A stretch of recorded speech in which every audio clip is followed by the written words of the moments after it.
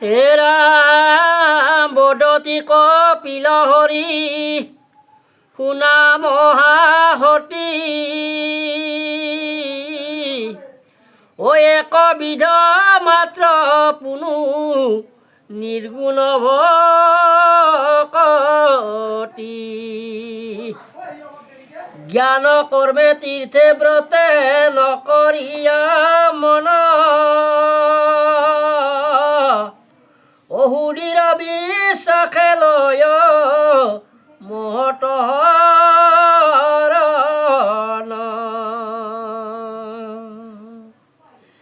কপিল প্ৰভুৱে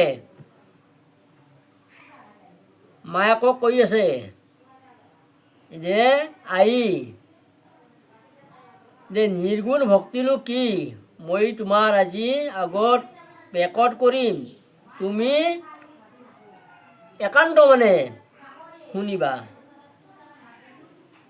আৰু কৈছি সুদৃঢ় বিশ্বাসে, যদি সুদৃঢ় বিশ্বাসটো নাথাকে তেনেহ'লে কি হয়, একো মনত নৰয়।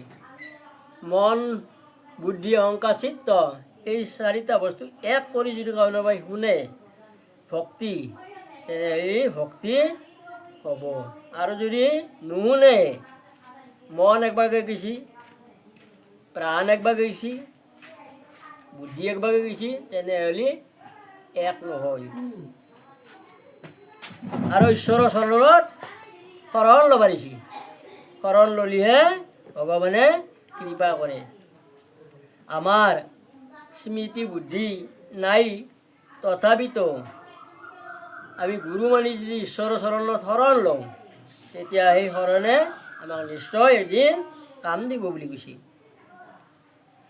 মৰ গুণ গণক বনেতে তীক্ষণ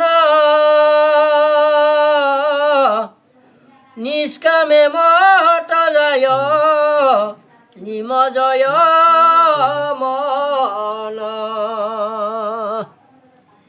নিৰ্গুণ ভকতিয়েহি কহিলো বুজাই মই হোমে ইটো ভক্তি ও এৰা এৰি নাই।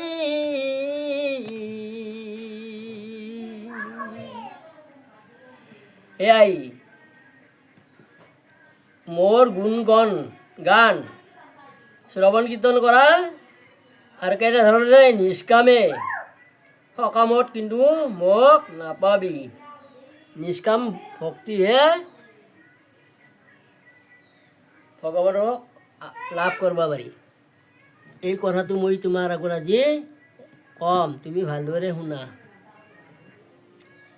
নিৰ্গুণ ভক্তি যেন গংগাৰ জল সমুদ্ৰতে পৰে যাই নিৰ্গুণ ভকতিয়েহি কহিল বুজাই মৰ ভক্ত হোম পুনু নিষ্কাম বৈ ই কথা নিশ্চয় মাও শুনিও নিৰ্ণয়।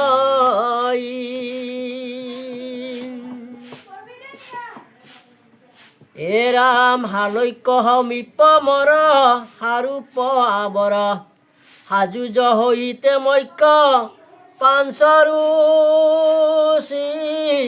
কৰ।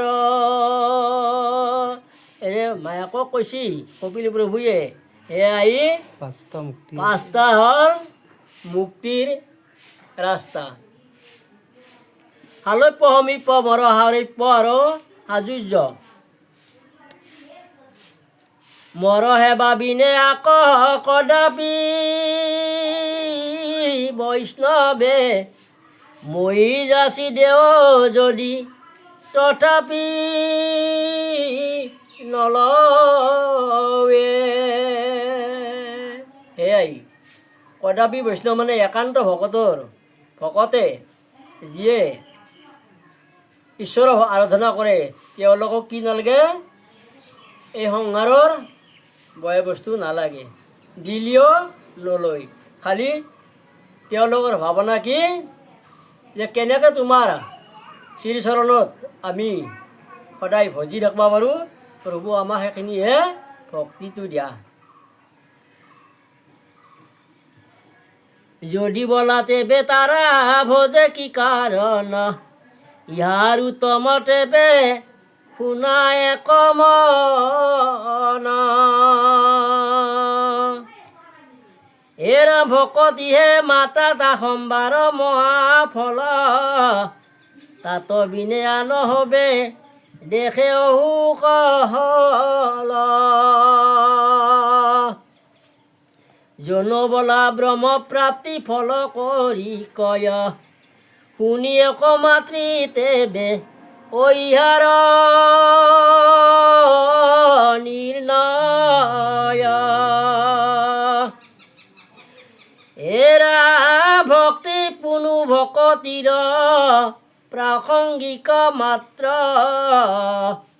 ভকতি কৰন্তে মুকু তীৰ হৱে পাত্ৰ।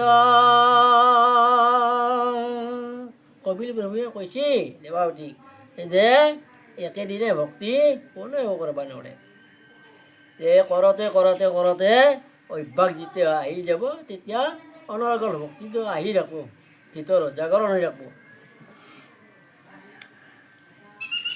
ভকতি আগে মহামৈক্য কণ হয়, ভকতিয়ে মক আতি অধীন কৰায়। ভগৱান কৃষ্ণই কৈছে, মোক ক'তো দেখা নাপায়, মই ভকতৰ লগত সদায় থাকোঁ। য'ত ভকত থাকে মই তাতে থাকোঁ। সেইকাৰণে আমাক কৈছে যে ভকতেহে মোৰ প্ৰাণ, ভকতেহে মোৰ লগ, ভকতৰ বাহিৰে মোৰ আকৌ নাই। মই ভকতকে ভাল পাওঁ, ভকতে মোক অধীন কৰিব পাৰে।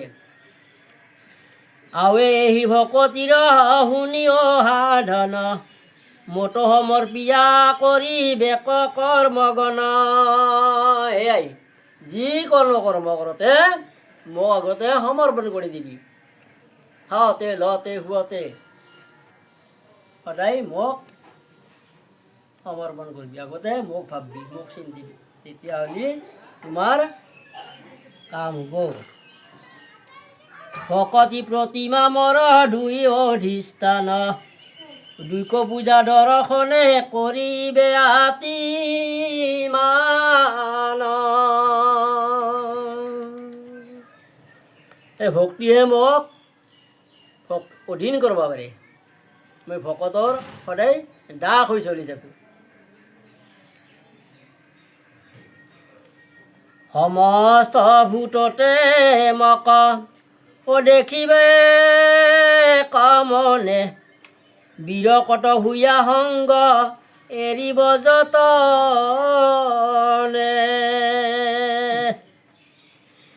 সমানত মৈত্ৰী উত্তমত হটকাৰ, দৰিদ্ৰত দয়া কৰি বেক বাৰম্বাৰ।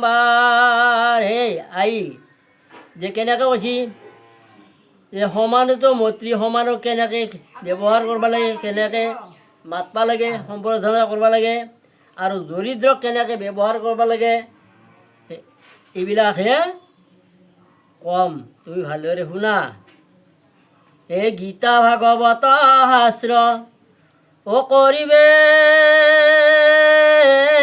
শ্ৰৱণ, সাধু সংগে মৰ নাম কৰিবে কীৰ্তন। এনে কৈছি গীতা ভাগৱত হ'ল সমস্তৰে মূল, বাগ্ময় মূৰ্তি হ'ল গীতা ভাগৱত। এই গীতা ভাগৱততকৈ আৰু শ্ৰেষ্ঠ নাই কলিৰ মলমতী মনুষ্যৰ কাৰণে। গীতা ভাগৱত শ্ৰৱণ কীৰ্তন কৰিলে তৰি যাব পাৰিব, আৰু শ্ৰৱণ কীৰ্তন কৰিলে নহয়, তাক মানবও লাগিব, চেষ্টা কৰিব লাগিব। শ্ৰৱণ কীৰ্তন কৰিলেই হ'ব না। যদি অন্তৰ আত্মাৰ পৰা যদি বিশ্বাসটো নাহে, প্ৰেম নাহে, প্ৰেম আহিব লাগিব, প্ৰেম জাগৰণ হ'ব লাগিব ভিতৰত, তেতিয়াহে ভক্তি পৰিপূৰ্ণ হ'ব। এৰামিহ বসাধন জিত কৰিবে আশ্ৰয়, অনায়াসে মত তাৰ অচিত নিমজয়। পুষ্পৰ সুঘ্ৰাণ যেন অপ্ৰৱেশে নাখাত, এই মতে যোগীৰ চিত্ত প্ৰৱেশে আমাত।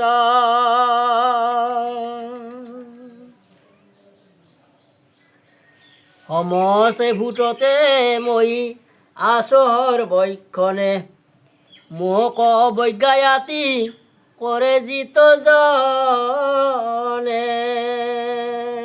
সেয়াই সমস্ত জীৱত মই বিৰাজমান হৈ আছোঁ। মোক যদি সেই জীৱবিলাখনত যদি ডাঙৰ সৰু কৰে, ছোট বড় কৰে, সেই তাতে মই সন্তুষ্ট নহওঁ।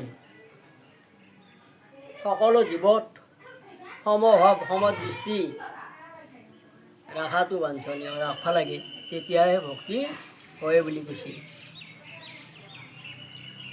বেদ মন্ত্ৰে প্ৰতিমাত কৰয় অৰ্চন, নাই তাৰ ফল কিছু হবে বিড়ম্বন। এই কৈছি, সেয়াই বেদ মন্ত্ৰে প্ৰতিমাত মহক অৰ্চন কৰে। বেদ যে এই কলিত পূজা পাতাল কৰিলে একো ফল নধৰে, কিয়? প্ৰতিমাত যদি পূজয়ো বস্তুবিলাক শুদ্ধি নাই, একো শুদ্ধি নাই। সেইকাৰণে অশুদ্ধ বস্তু দি পূজা কৰিলে সেই ফল নধৰে, একো কামত নাহে। হৰিৰ নামে হ'ল শ্ৰেষ্ঠ বস্তু কলিৰ যুগৰ মলবতী মনুষ্যৰ কাৰণে। প্ৰাণীকয় অপেক্ষা কৰি পূজে মূঢ় মতি, নহয় ফল কৰে যেন ভস্মত আহুতি। এয়াই যে প্ৰাণীক যদি দ্ৰোহ আচৰণ কৰে, প্ৰাণীক যদি মৰম নকৰে, তেনেহ'লে সেই জীৱই বা সেইহান লোকে পূজা কৰিলে ঘিউবিলাক এনে জুইত পুৰি পেলোৱাহে বুলি কৈছে, একো ফল নহয়। ভস্মত আহুতি দিয়াহেন জুইত পুৰি যাব ঘিউ, একো ফল নধৰে। হে ৰাম পৰ হৰিৰ তমক বিদেশ কৰয়, যদি পূজে তব তাৰ চিত্ত শান্ত নয়। এয়াই পৰহৰিলোক যদি বিদ্বেষ কৰে, হিংসা কৰে, মই তাতে সন্তুষ্ট নহওঁ। হে ৰাম প্ৰাণী কৰ্ণী নিয়ামক যিজনে পূজই, তাত মই তুষ্ট নহ জানিবা নিশ্চয়। আমি প্ৰাণীক জীৱবিলাকক ছোট বড়ো কৰোঁ, ডাঙৰ সৰু কৰোঁ, তাতেও মই আহি সন্তুষ্ট নহওঁ। অৱজ্ঞাই উপেক্ষা দেখ ও নিন্দা পৰি হৰি, তেবে মোক বুজি বেক ভক্তি ভাৱ কৰি। অন্যথা পুজিলে মোক ফল কণা পাই, স্বৰূপ কৰিয়া মই কহিলো আই। এয়াই যে মই সন্তুষ্ট নহওঁ যদি জীৱবিলাখনক অৱজ্ঞা কৰে। কিছুমান জীৱৰ দেখাৰ লগে লগে আমি হিংসা কৰাৰ কাৰণে চেষ্টা কৰোঁ, তাতেও মই কেতিয়াও ভক্তি বা কেতিয়াও মই সন্তুষ্ট নহওঁ। অন্যথা বুজিলে মোক নাপাবা, এয়াই খাটাং কৈছোঁ মই একেবাৰে তোমাৰ আগত স্বৰূপ কৰিয়া মই কহিলোঁ হয় এ যিজনে আপোন পৰ ভেদ কৰই তাক মই ঘৰতৰ দেও মৃত্যু ভয়। এয়াই যায় ডাঙৰ সৰু কৰে, যায় কলা বগা দেখে, উচ্চ নিচ্চ দেখে, মই সেইবিলাক কি কৰোঁ কেতিয়াবা কেতিয়াবা আত্যান্তিক দুখ দেওঁ, কষ্ট দেওঁ।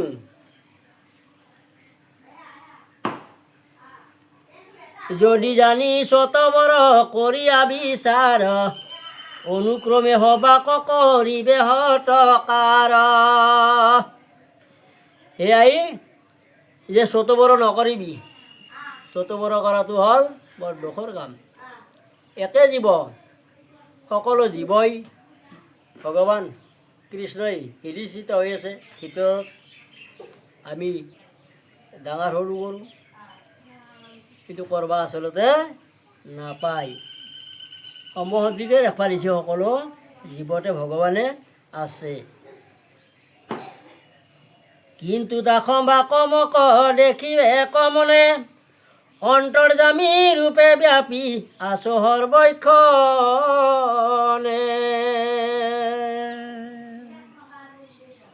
এয়াই মই সকলোতে আছোঁ, তৰু তৃণ আদি কৰি সকলোতে মই আছোঁ, কিন্তু মোক সেনেকৈ সমস্ত জীৱতে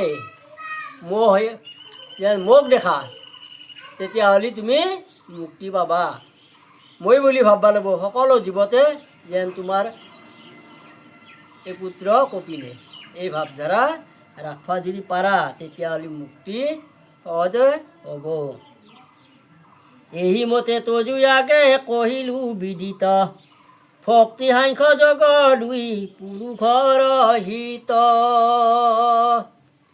এনে কৈছি ভক্তি সাংখ্য যোগ, মাকৰ আগত ভক্তি যোগ সাংখ্য যোগ এইবিলাক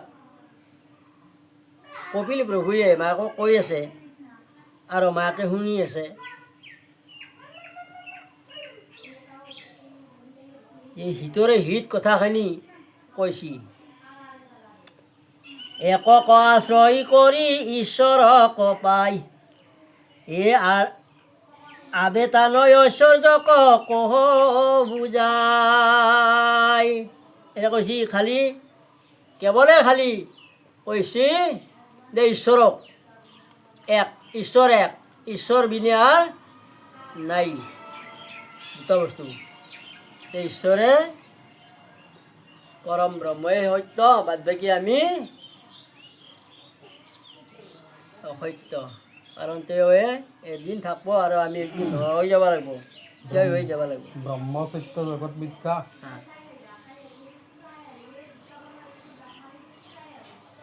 জাক ভয়ে বায়ু বহে সূৰ্যে প্ৰকাশ হয়, ইন্দ্ৰে জাক ভয়ে মেৰু ডাৰে মেঘ ডাৰে ভৰি ক্ষয়। এই মোৰ অনুগ্ৰহতে সূৰ্যয়ে বহৰ দি আছে, মোৰ অনুগ্ৰহতে দিন ৰাতি হৈ আছে, আৰু মোৰ অনুগ্ৰহতে এই জীৱবিলাখানে এই ধৰাধামত আছে। মই যদি লৈ যাওঁ, মই যদি দয়া নকৰোঁ, কৃপা নকৰোঁ, কেনেকৈ থাকিব জীৱবিলাখানে? ৰহিব পাৰিব নহয় জীৱবিলাক। মোৰ অনুগ্ৰহতে দিন ৰাতি হৈ আছে, বৰষুণ হৈ আছে। নক্ষত্ৰ প্ৰকাশে কালে কালে বৃক্ষ ছয়, জাত ভয় হুয়া ফল পুষ্প কধৰয়। আৰু কৈছি নক্ষত্ৰবিলাক ই সমস্ত ফলবিলাক সময়ে সময়ে লাগে আৰু সময়ে সময়ে নোহোৱা হৈ যায়। ফল ফুলবিলাক সময়ে সময়ে ধৰে আৰু সময়ে সময়ে নোহোৱা হৈ যায়। হে ৰাম নদী বহে সমুদ্ৰয় পাৰণ অলংঘই, অগ্নিৰহে ভূমি হমে গিৰিনী মজই। হে মা, নদীও বহি আছে মোৰ অনুগ্ৰহতে, সমুদ্ৰও মোৰ অনুগ্ৰহতে, চব মোৰ অনুগ্ৰহতে সকলোৱে মোৰ নীতি আচাৰ ব্যৱহাৰবিলাক পালন কৰি আছে। খালি কেৱলে মনুষ্যই হ'ল জ্ঞানী লোক নাই, মনুষ্যইহে হৰি ভজনা কৰাৰ কাৰণে বিৰত থাকে। মনুষ্যটো কম শয়তান, মায়াতে আকৃষ্ট। হেৰা আকাশে বায়ুক পথ দেই যাক ভয়, ব্ৰহ্মায়াদি যাক ভয়ে জগত সৃজয়। সেই প্ৰভু প্ৰীতি দ্বাৰে জগত সৃজন্ত, মৃত্যুৰূপ হুইয়া জগতক সংহাৰন্ত।